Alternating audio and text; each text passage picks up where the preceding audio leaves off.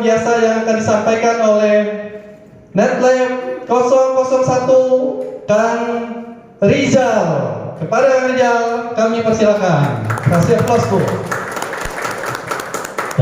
Bismillahirrahmanirrahim. Assalamualaikum warahmatullahi wabarakatuh. Waalaikumsalam. Yang depan silakan diisi ini. Bu, sebelah sini aja.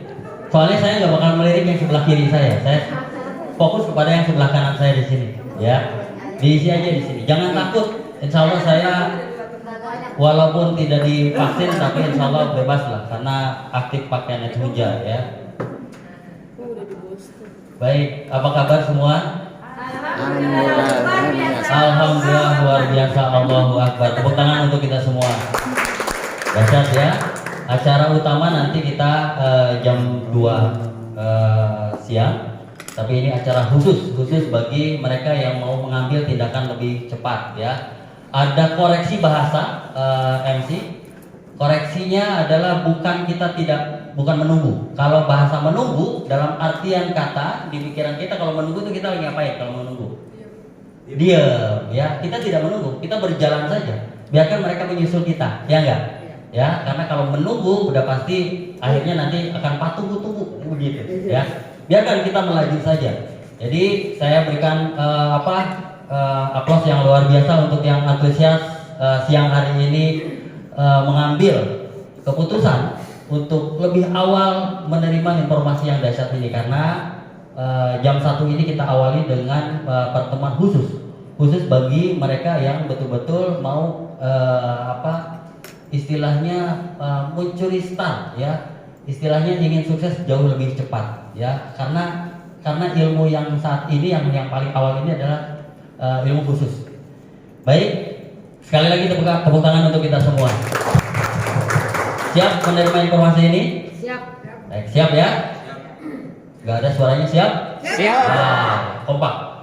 Baik Bapak Ibu sekalian, jadi biasanya sebelum NDT kami adakan fast track meeting ya.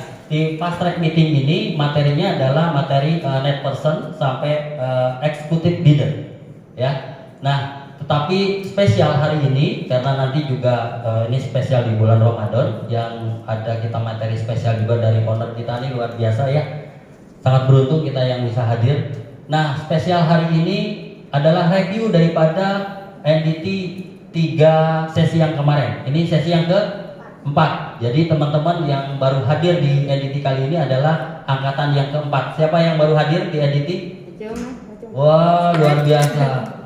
Gak apa-apa, ayo sekali lagi ya. Siapa? Yang baru NDT ya. Oke, luar biasa. Ini angkatan yang ke-4. Karena akan terus serinya di berlanjut ya. Bisa jadi ini seri yang ke-4 di Karawang, seri yang pertama di Kuningan, yang kedua di Bekasi, yang ketiga di Banten. Ini yang ke-4. Bisa jadi yang ke-100 di luar pulau, yang ke-1000 ya bisa jadi di luar negeri ya. Jadi amin. Diingat-ingat saya waktu awal ikut angkatan yang ke-4 ya, seperti itu. Bu, silakan diisi yang sebelah sini. Ayo silakan. Nah, di yang pertama ini pertemuan khusus ini, oke. Baik, kembali fokus di sini. Saya lebih lucu insya Allah daripada yang sebelah. Ya, lebih menarik di sini. Soalnya ini udah pakai jas kayak gini. Kalau sana kan nggak pakai jas, udah biarkan aja. Baik. Nah, setelah dievaluasi 3 kali NDT kemarin, saya belum mendapatkan pertumbuhan daripada orang-orang yang melakukan presentasi sendiri, presentasi bisnis khususnya. Tapi kalau untuk bicarakan produk sudah semarak, banyak banget yang bicarakan produk. Ya apalagi kalau udah sendirinya merasa testimoni, ya testimoni daripada produknya, udah ramai banget. Hampir sebagian besar ya sudah melakukan itu, sudah presentasikan atau sudah menyampaikan informasi produk. Tapi informasi bisnisnya ini sangat jarang sekali. Sangat jarang. Bahkan pada saat ada acara tabletop ataupun yang lainnya, yang presentasi pasti itu lagi. Ya enggak? Pasti mengandalkan leadernya seperti itu. Nah, ini akan menjadikan bahaya buat bisnis Anda Bapak Ibu ya. Ini sangat bahaya. Kenapa? Karena pada saat leader Anda sudah membangun luar kota, tentu bisnisnya Anda akan terhenti. Hanya bicarakan produk pada saat nanti gimana bisnisnya? Tunggu nanti, tunggu upline saya. Jadi menunggu bisnisnya. Dari bahasa tadi, RT tadi, menunggu akhirnya. Sama-sama nunggu, jadi tunggu ya. Nah, akhirnya di acara yang spesial ini kami tidak sampaikan tentang fast track meeting yang net person dan lain sebagainya, karena itu hanya arahan untuk bagi yang udah siap betul-betul jadi fighter di bisnis netline. Nah, ini yang akan kami sampaikan tentang bagaimana cara menyampaikan informasi bisnis. Bapak Ibu, hanya beberapa menit ke depan, saya yakin sekali Bapak Ibu akan menangkap sesuatu bahwa bisnis kita ini adalah bisnis visioner. Jadi bukan hanya sekedar bagaimana produknya kita ini terjual, bagaimana kita bisa ibu-ibu yang tadinya sholat lututnya sakit sehingga tidak bisa ruku dan sujud. Tidak hanya seperti itu, tapi ini jauh-jauh lebih besar. Karena yang akan kita bangun adalah bisnis 10-20 tahun ke depan. Dan posisi kita 10-20 tahun ke depan adalah posisi bukan hanya sebagai pembangun bisnis, tapi betul-betul penikmat bisnis bersama keluarga yang menikmati betul-betul bisnis ini. Karena produknya kita udah bakalan banyak banget dan produknya kita bakalan diburu sama para pelanggan, para pembeli. Dan posisi kita bukan orang yang jualan produk, karena bukan itu tujuannya. Ya. Nah, kita lihat salah satu contoh presentasi yang Bapak Ibu bisa nanti diadopt. Karena kita lagi mencari bagaimana cara presentasi standarnya, itu yang belum dapatkan. Ya. Nanti Bapak Ibu ada beberapa model presentasi, silahkan mana yang mau diambil. Tapi intinya adalah presentasi standarnya atau presentasi bisnisnya yang harus kita sampaikan kepada calon atau rekan bisnis kita. Oke, siap mengikuti? Siap. Sebentar, saya mau tanya dulu. Ada yang belum gabung di sini? Udah gabung semua? Wah, dasar. Ada yang belum gol? Udah di atas gol semua? Oke. Ya. Silakan Pak, sebelah sini Pak. Sebelah sini. Kalau kurang ambil kursinya di belakang, karena saya fokusnya di sini nanti. Ya, kita lihat ini akan saya simak ya pelan-pelan supaya paham. Karena ini kalau semakin paham, ada bahasa dari Ustadz Bibit adalah unstoppable. Jadi nggak bakalan bisa dihentikan. Jadi bakalan senang banget menjalankan bisnisnya. Mau nggak kalau kita jalankan bisnis itu senang banget? Mau ya, kenapa? Karena ada sesuatu yang bisa kita bagikan dan ada hasil yang akan kita nikmati nantinya ya. Oke. Jadi yang perlu dipahami adalah paradigma kerja. Ya, paradigma kerja. Pada umumnya orang bekerja ya. Yuk kita bayangkan orang umumnya kerja gimana sih? Kerja di mana aja? Yang pertama di pabrik. Ya, kerja di pabrik. Lalu kerja di mana lagi? Kantor ya. Kerja di mana lagi? Pengajar ya, kerja di mana lagi? Sales, kerja di mana lagi? Rumah sakit, bengkel, ya, dan lain sebagainya. Kebayang ya? Tujuan kerja dapetin apa? Cuan, dapetin duit. Biasanya pada umumnya ngarepin tanggal 25, 28, ada yang tanggal 30. Ada yang tanggal 1 ya, tergantung gajiannya, ya enggak? Nah, betul seperti itu ya. Jadi kerja tujuannya dapatkan penghasilan. Pada umumnya seperti itu. Ada nggak yang bekerja nggak mau dapat penghasilan? Ada nggak? Wah, ya Bu ya, nggak mau. Emang pekerja sosial? Ada sih pekerja sosial, tapi itu juga kan pasti kepikiran gimana keluarganya. Kan tetap keluarganya harus dinafkahi, betul ya? Nah kecuali kalau yang bujangan masih hidupnya nebeng di orang tua, mungkin begitu, gak berpikir gitu ya. Pasti kerja adalah fokusnya dapatkan penghasilan, dan penghasilan itu ya itu tadi untuk kebutuhan, untuk nanti anaknya sekolah, atau untuk nanti bayar cicilan dan lain sebagainya. Sampai sini paham ya? Karena itu kan pada umumnya namanya paradigma umum, cara kerja pada umumnya seperti itu. Nah ada nggak faktor resikonya? Ada faktor resikonya. Tubuh kita muda atau menua? Menua. Kalau udah tua biasanya kalau kita sebagai seorang yang punya perusahaan mau nggak nerima karyawannya yang tua-tua? Maunya yang muda-muda, yang seger-seger, yang nggak banyak komplain, ya nggak? Yang cetar, yang sehat, yang kerjanya nggak sakit-sakitan, kan begitu? Nah, berarti kan itu jadi faktor resiko kalau kita sudah menua sehingga tidak bisa kerja seperti waktu muda, ya enggak? Nah, faktor resiko itu terjadi kalau tidak bekerja berarti penghasilannya bagaimana? Penghasilannya tidak bisa didapat, betul ya? Ya, betul seperti itu. Lalu kebutuhannya bagaimana? Kebutuhannya jadi tanda tanya, ya, tidak terpenuhi seperti itu. Nah, hal yang inilah yang perlu kita sampaikan pada saat nanti kita diskusi tentang konsep bisnis. Sampaikan bahwa bisnis kita tujuannya kan ingin dapatkan penghasilan. Nah, sebelum dapatkan penghasilan ke konsep bisnisnya kita sampaikan, masukkan dulu paradigma pada umumnya. Atau bisa jadi seseorang, Bu, misalnya ibu kerjanya apa? Buka toko. PNS, nah kerjanya PNS, nggak apa-apa disinggung, kerja di PNS. Nah, pada saat kerja PNS ada pensiunnya nggak? Ada pensiun. Kalau udah pensiun, penghasilan setelah pensiun sama sebelum pensiun gedean mana? Gedean habis pensiun. Gedean habis pensiun lebih gede. Karena deadline kan. Oh, lain lagi Bu. Ini kan bahasanya PNS-nya Bu. Ibu mau udah langsung ajak ke laptopnya aja. Ya, jadi penghasilan sebelum PNS sama sesudah PNS itu gedean mana? Pasti pada PNS pensiun maksudnya. Pasti pada saat menjelang pensiun masih aktif. Lalu dengan yang sudah tidak aktif pensiun, penghasilannya lebih gede atau lebih kecil? Mengecil. Betul ya Bu ya? Mengecil. Bahkan ada yang minta, boleh nggak sih jatah pensiunnya diambil sekaligus? Ada nggak yang gitu? Ada ya, ada sudah bisa ya.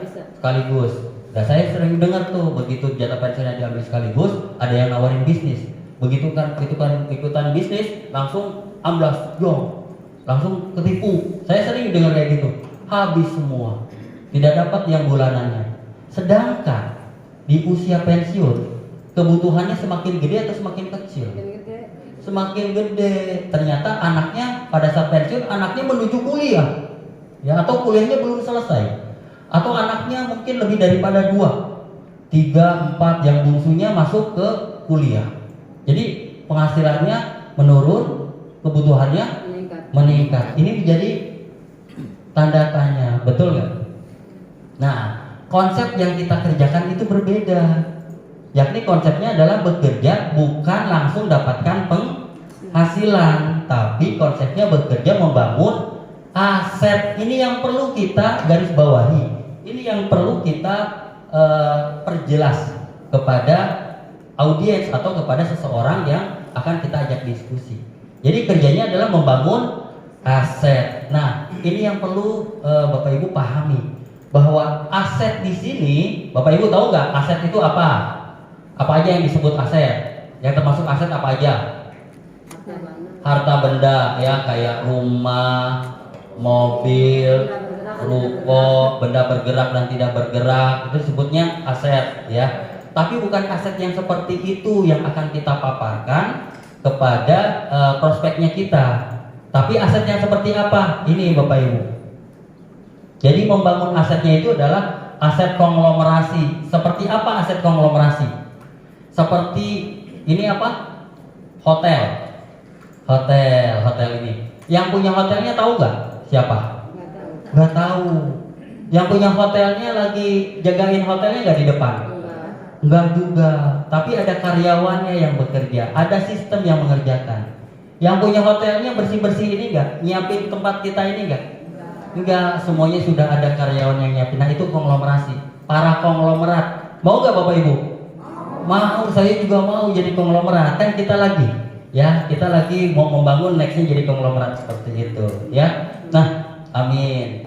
Nah, jadi yang bekerja adalah sistemnya, seperti hotel ini. Semua yang bekerja itu tersistem. Pakaiannya, seragamnya, masuk kerjanya, bagian pekerjaannya kan dibagi-bagi. Nah, itu namanya tuh sistem, ya.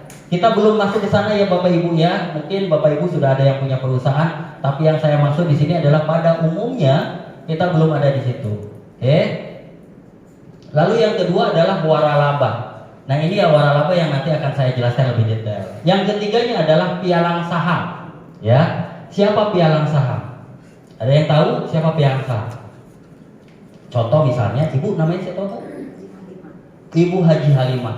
Ibu Haji Halimah, ya, kesadaran diri dengan usia berapa Bu sekarang? 72. Masya Allah 72. Saya belum tentu nyampe 72 ya. Ibu Halimah dengan usia 72 sadar diri bahwa kalau saya membangun perusahaan, kalau saya bikin perusahaan harus urusin ini, urusin itu gitu ya, harus bergerak ke sana, bergerak sini. Mungkin banyak keterbatasan. Mohon maaf ya Bu, ini contoh saja. Mungkin banyak keterbatasan. Tapi Bu Hajah Halimah ini, Bu Hajah Halimah ini punya uang, ingin jadi pialang saham, punya uang. Ternyata hotel ini, hotel apa namanya? Pape Hotel ini dibuka sahamnya. Nah, Ibu Hajah Halimah tidak membangun perusahaan, tapi Ibu Hajah Halimah ada uang yang akan diinvestkan ke perusahaan ini, ke Pape Hotel ini. Saya invest karena ini dibuka misalnya seperti itu. Saya invest. Nah, itulah yang namanya pialang saham. Jadi dia tidak punya keahlian, cuman dia punya keuangan yang banyak dan uangnya ini bekerja di orang-orang yang ahli di bidangnya, ahli perhotelan, terus ahli rumah makan, lalu bikin pabrik. Nah, dia invest di sana, ya. Ada yang sudah melakukan itu di sini? Belum, tenang. Saya juga belum. Nanti kita akan sama-sama masuk situ, ya. Oke, tepuk tangan dong buat kita semua. Oke. Nah, ini yang mau kita sampaikan tentang waralaba. Nah, ini Bapak Ibu, waralaba. Waralaba itu seperti apa sih? Paling gampangnya ada toko yang bersistem, namanya Alfamart sama Indomaret. Nah, ternyata bisnisnya kita ini sama konsepnya dengan Alfamart, Indomaret.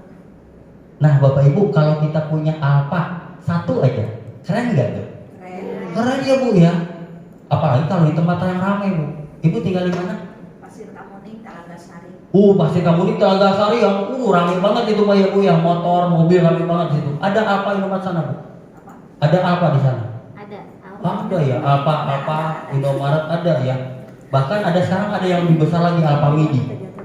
Iya enggak? Nah, kita sering ini enggak? Sering itu enggak yang pengunjungnya berapa banyak di sana? Ya enggak? Sering enggak kita melihat mungkin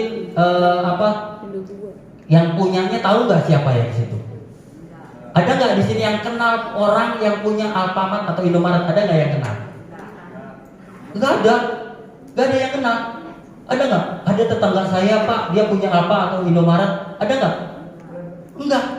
Sama dengan saya kalau gitu ya. Artinya apa itu? Artinya di Alfamart, Indomaret itu banyak yang punya, tetapi kita nggak pernah tahu siapa yang punyanya. Karena yang punyanya nggak pernah nongkrong di situ. Beda dengan yang punya toko, ditongkrongin di situ. Tapi bisnisnya terus berjalan. Pembelinya pas begitu masuk, di sini nggak tahu siapa yang punya, balik lagi saya nggak mau belanja. Ada nggak yang kayak gitu? Tidak ya. Nah, Bapak Ibu, misalnya teh namanya siapa? Teh Nina ini diam-diam punya 5 Alfa di beberapa tempat seperti itu. Enak gak kira-kira begitu? Gak banget ya. Teh Ninanya gak perlu nongkrongin, gak perlu ngecek kayak gitu. Nah, itulah namanya aset. Aset yang terus bergerak, yang memberikan penghasilan. Nah, ini beda di sini. Kerja membangun aset tadi seperti Alfa, Indomaret, seperti hotel ini.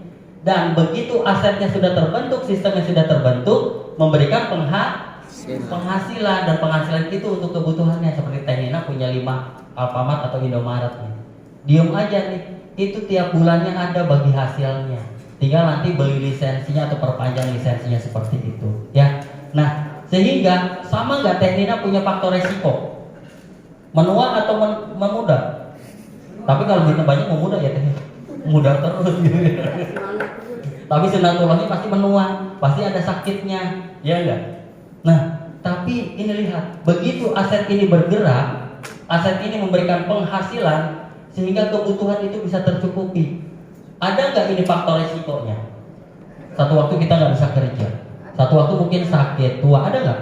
Sama ada, tapi penghasilannya tetap didapat karena asetnya terus bergerak, berjalan. Asik ya seperti itu?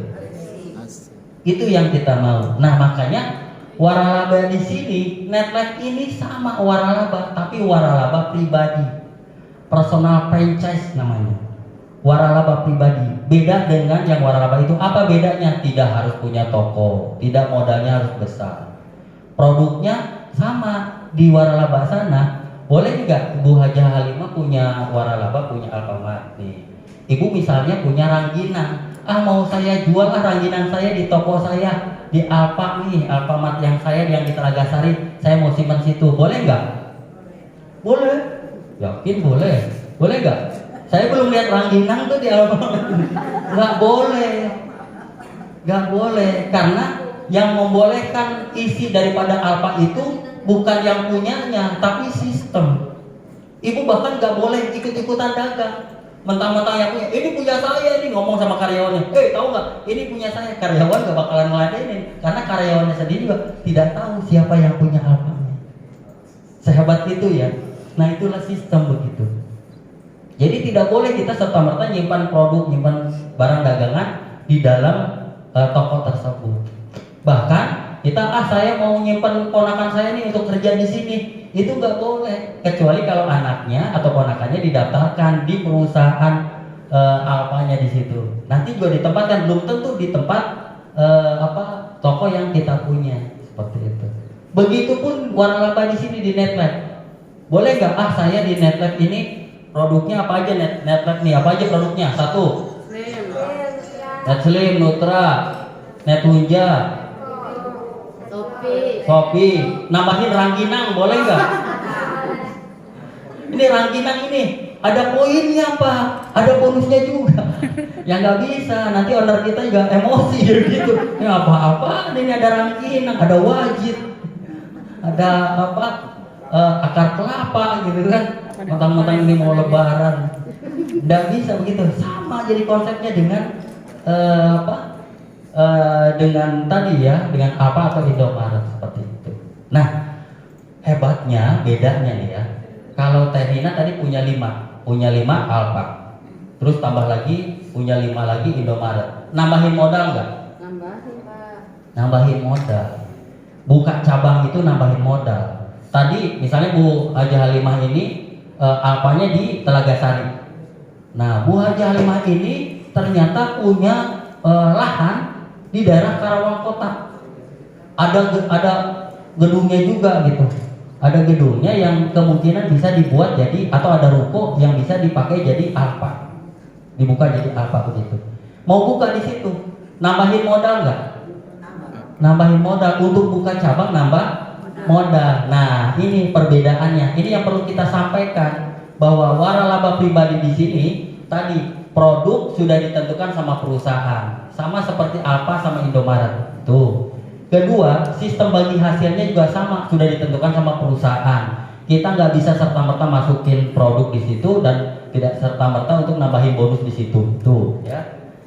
Strateginya juga ada. Pendidikan bisnisnya, ini salah satu pendidikan bisnisnya, ada pelatihannya. Jadi siapapun akan diajarkan supaya paham tentang konsep bisnisnya. Nah itu. Nah, membuka cabang di sini juga boleh membuka cabang. Teh Nina boleh buka cabang, misalnya ini Karawang, saya mau buka cabang di Subang, boleh. Tapi hebatnya buka cabang di sini bukan mengeluarkan uang, tetapi mendapatkan uang. Gimana caranya? Cari rekan bisnisnya, saudaranya, mau nggak untuk buka usaha sebagai cabangnya saya punya di waralaba Netlab, ya bisnis Netlab. Seperti apa? Dijabarkan seperti ini. Jadi buka cabang ini bukan kita mengeluarkan uang, tapi dapat uang. Nah, kalau kita punya dompet, inginnya mengeluarkan uang dari dompet atau masukin uang ke dompet? Normal semua ya, sama kayak saya ya. Berarti cocok dong bisnisnya. Cocok nggak? Nah, kalau gitu berarti kita akan menawarkan lebih banyak lagi. Ada nggak yang mau kira-kira dengan konsep bisnis kayak gini? Banyak yang mau. Ada nggak yang nggak mau? Ada juga. Nah, terus kita mau ikut yang mau atau yang nggak mau? Sama yang mau aja. Jadi kita fokus sama yang mau saja. Yang nggak mau itu wajar, biarin aja. Mungkin nggak mau hari ini, mungkin nggak mau besok, mungkin nggak mau bulan besok, mungkin nggak mau tahun besok, mungkin nggak mau selamanya. Boleh nggak? Boleh saja, silakan saja. Hak dia. Tapi ada nggak yang mau hari ini? Ada nggak yang mau minggu ini? Ada nggak yang mau minggu ini, bulan ini? Ada nggak yang mau tahun ini? Ada. Jadi kita fokus aja sama yang mau, ya. Karena tujuannya adalah membangun aset. Soalnya apa? Beresiko kalau kita tidak membangun aset. Beresiko nggak? Beresiko. Soalnya adalah kebutuhan. Kebutuhan kita tidak bisa dihentikan. Ada yang bisa menghentikan kebutuhan? Tidak bisa. Artinya kebutuhan sangat penting nggak? Penting, ya. Nah, ininya kalau ini sudah dipahami, ya betul-betul ini diulas terus bersama timnya, bersama leadernya, ini diulas terus sampai paham bahwa ini Alfamart, ini Indomaret, ini Netlight, ini pom bensin, ya kita bisa buka pom bensin di mana-mana, tapi kita nggak bisa nyiciin bensin atau nambahin minyak tanah atau nambahin jualan oli, nggak bisa kan gitu. Sama aja konsepnya dengan yang Netlight ini. Cuman bedanya ini skala besar modalnya, ini skala kecil. Tapi di segi penghasilan ini kita sama-sama potensinya. Di sini juga potensinya tidak terbatas. Itu ya. Kalau paham di ini, kesananya tinggal lanjut tinggal nikmati saja menyampaikannya. Nah, ada dua perusahaan besar, ada dua lembaga yang akan membantu kita. Perusahaan supply namanya Netlight, perusahaan support ada Netlight Academy di situ. Jadi kalau udah bicara akademi, berarti kita akan disekolahkan. Ada sekolah bisnisnya, ya. Ini tampilannya sederhana seperti ini, tapi nanti dari Netlight Academy akan membuat ya tampilan-tampilan seperti ini untuk membantu Anda nanti menyampaikannya. Ada namanya flip chart. Nanti akan kami cetak alat bantu flip chartnya supaya Anda mudah untuk menyampaikan. Sengaja kami sampaikan sederhana seperti ini, maksudnya apa? Bisnis ini bisa dilakukan dengan sesederhana mungkin. Yang paling penting visinya nyampe dan sistemnya sudah berjalan, gitu ya. Nah, ini tentang produk, sistem, regulasi, bangun cabangnya, dan ini tentang pola kerja, strategi dan pendidikan bisnisnya. Dan Anda di sini membuka cabang. Jadi udah dari sekarang di dalam mindsetnya adalah membuka cabang. Pada saat Anda prospek itu adalah membuka cabang, ya. Sekarang Ibu Halimah ada di Telaga Sari. Saya mau buka cabang di Teluk Jambe. Saya mau buka langsung teritorial aja. Di mana ya cabang saya yang belum punya? Saya mau membuka di Loji. Saya mau buka cabang di Loji. Begitu. Ya, jadi langsung buka cabang, buka cabang, buka cabang. Buka cabang seperti itu. Sehingga setiap cabang ini nanti dibina, dibantu, dibangun, dipahamkan, ikut ke dalam pelatihannya. Sama konsep ininya, bagaimana kepemilikan daripada waralaba itu. Pada saat kita punya Alfa Indomaret, cukup gak 500 juta? Tidak cukup, ya. Ini juga sama, ada pilihan. Ada 950.000, ada 2 juta, ada 5.890.000. Itu kepemilikan saja. Tujuannya bukan untuk dijual, bukan. Tapi kepemilikan. Untuk di apa? Untuk dikonsumsi, untuk dirasakan, oh keren ya, oh bagus ya. Tapi kalau ada yang beli, apa boleh buat? Ya kita jual. Tapi bukan untuk dijual. Tugas utamanya gitu. Karena penghasilannya bukan dari jualan.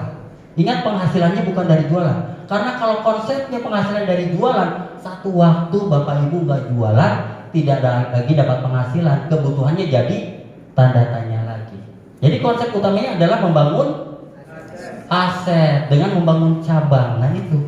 Jadi kepemilikan ini untuk milik sendiri, produknya untuk sendiri, bukan untuk jualan. Kalau ada yang beli, apa boleh buat kita jual. Tapi fokusnya bukan untuk jualan.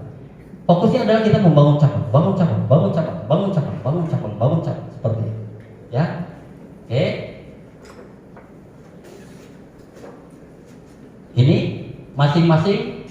Sayang waktunya saya sudah habis. Berapa menit lagi Om? 3 menit lagi bisa ya. Kita lihat. Dipercepat saja. Ya. Siapkan telinga, matanya siapkan. Ya. Siap? Cuma 3 menit lagi nih. Cukup di 1 menit untuk satu paket. Siap ya? Siap. Oke. Yang pertama adalah paket gold. Paket gold ini punya produk unggulan 5. Punya produk unggulan 5. Boleh milih 5. Boleh 1 item, boleh 2 item, atau boleh 5 item. Produk unggulannya 5. Ya. Kenapa disebut produk unggulan? Karena produknya sangat laku. Balik lagi, bukan untuk jualan, tapi produknya sangat laku itu artinya sangat dibutuhkan. Saya yakin sekali pada saat produk ini bagikan tidak ada satupun yang nolak. Ya. Karena saya pun udah ngatongin yang sisa yang tadi itu. Karena produknya bagus-bagus.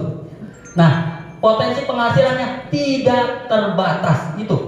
potensi penghasilan tidak terbatas. Kita lihat ini. Dari bangun satu cabang aja yang paket gold, itu dapat berapa? Bangun satu cabang? Dapat 150.000 per satu cabang.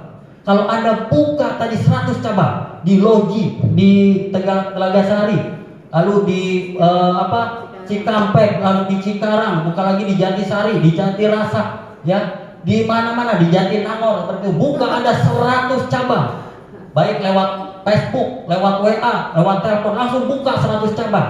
100 cabang langsung dikali 150.000 berapa? 15 juta. Gajinya siapa yang 15 juta? Gaji manajer mungkin, iya enggak? Gaji personalia mungkin. Keren ini dan tidak dibatas. Cukup 15 juta? Tidak, ternyata buka lagi cabang lebih banyak lagi. Berapa banyak? Semaunya buka cabang, tebarin aja. Tidak harus dibatas-batasi karena tidak terbatas. Enak nggak? Kalau buka cabang tadi Alfa Indomaret, ya enak gak buka cabang? Gak enaknya duitnya harus keluar banyak, keluar lagi. Yang ini aja belum tentu balik modal, harus keluar duit lagi. Buka cabang lagi, wah di sana ramai. Mau buka cabang lagi, wah pelurunya habis duitnya, ya enggak? Nah ini enak banget, buka cabang. Tapi buka cabang narik duit, enak gak? Nah jadi pikirannya gak usah dipusing-pusing, pikirannya gak usah dibebani. Jadi buka cabang aja, seperti itu ya. Nah setelah itu dibina, pembinaannya dapat penghasilan karena perusahaan memberikan penghargaan bagi kita yang membangun atau membina daripada cabang-cabang itu. Sampai berapa penghasilannya? Jadi perusahaan akan menyiapkan 750.000 rupiah per hari setiap kita membina cabang-cabang yang kita punya. Maksimumnya 750.000. Nah itu baru dibatasi. Lumayan nggak 750.000? Lumayan nggak Bu? Lumayan nggak sih? Kayaknya kecil ya. Oke nggak apa-apa. Kelihatannya diam-diam baik kan nih 10.000. Kelihatan memang kecil. Bener-bener memang kecil. Nih yang ini nih. Paket platinum 2.850.000. Iya kan? Itu lebih banyak. Ada 15 paket. Berarti 1, 15, ini 5. Nah kayak gini. 15 paket. 15 paket unggulan produknya. Ya, lebih banyak lagi. Potensinya tanpa batas. Tapi di setiap bangun cabangnya beda. Setiap bangun cabang nilainya adalah 450.000 rupiah setiap cabang. Kalau Bapak Ibu tadi bangun cabang tanpa batas, sana sini, ya. Ibu Halimah aktivitasnya apa? Suka ikut pengajian nggak Bu Halimah? Ya, santri punya pesantren. Wah apalagi punya pesantren. Ya, beri tepuk tangan dong. Punya pesantren, ya. Anak-anak pesantrennya kan ada orang tuanya. Ngumpul. Saya mau buka cabang. Siapa yang mau? Ayo, siapa yang mau? Terbatas. Wah, kan begitu. Ini mau buka cabang. Di Platinum buka cabangnya 450.000. Ya ternyata ibu-ibu pesantrennya itu orang tua yang di pesantren itu ada 100. Ibu buka cabang 100 dikali 450.000 berapa? 45 juta. Dan mereka juga punya lisensinya, punya produknya yang sama seperti itu. Dan nanti ada pembinaan. Setiap kita membangun pembinaan itu dikasih maksimum sama perusahaan 2.250.000 per hari. Gede nggak? Masih kecil juga. Oke, yang terakhir ini. Yang terakhir ini di Diamond. Kayaknya yang ini. Soalnya ini 31 paket. Kalau punya toko, barangnya mau sedikit atau mau banyak? Benar, mau sedikit atau mau banyak? Berarti yang ini di Diamond. Soalnya Diamond 31 paket. 10, 20, pinjam dong Bu. 31 paket ya. Lebih banyak lagi. Jadi semua diborong. Itu buat siapa? Buat sendiri sama keluarga. Begitu dirasakan produknya selama 1 bulan itu pasti nggak mau diem ya. Karena itu paket stres. Stres pengen ngomong aja, ini produknya ajib-ajib ya. Yang tadinya lutut jadi enak, bangun tidur jadi lega, jadi seger ya. Tadinya biasa ngomong jadi nyerocos kayak gini nih, nyerocos aja begitu ya. Nggak bisa dihentikan ya. Karena itu dia paket Diamond. Soalnya apa? Sekali bangun cabang berapa? 930.000. Kalau 100 cabang berarti berapa? 93 juta. Gajinya siapa? Ya, belum nanti digaji setiap harinya sama perusahaan. Pada saat ngebangun, ngebina. Dapatnya berapa? 4.650.000 sehari. 4 juta per hari. Keren nggak? Sebulan berapa tuh? Saya sudah ngitung, sebulan 139.500.000 per bulan. Siapa yang mau? Selain Rijal. 139.500.000 per bulan, siapa yang mau? Oh nggak ada yang mau. Mau. mau. Hati-hati loh. Ada saya ketemu dengan produk Nutra pada saat awal ya, dia kan stroke. Angkat tangannya kayak gini susah. Begitu udah konsumsi Nutra, angkat tangan kayak gini. Nah sekarang siapa yang mau dapat penghasilan 139.500.000? Wah mendadak nggak stroke tadi pada kayak gini. Mau Pak? Oke Bapak Ibu ya, kita udah enak banget ya, produknya sudah, legalitasnya sudah oke ya, dan perusahaan selalu memberikan inovasi-inovasi ya.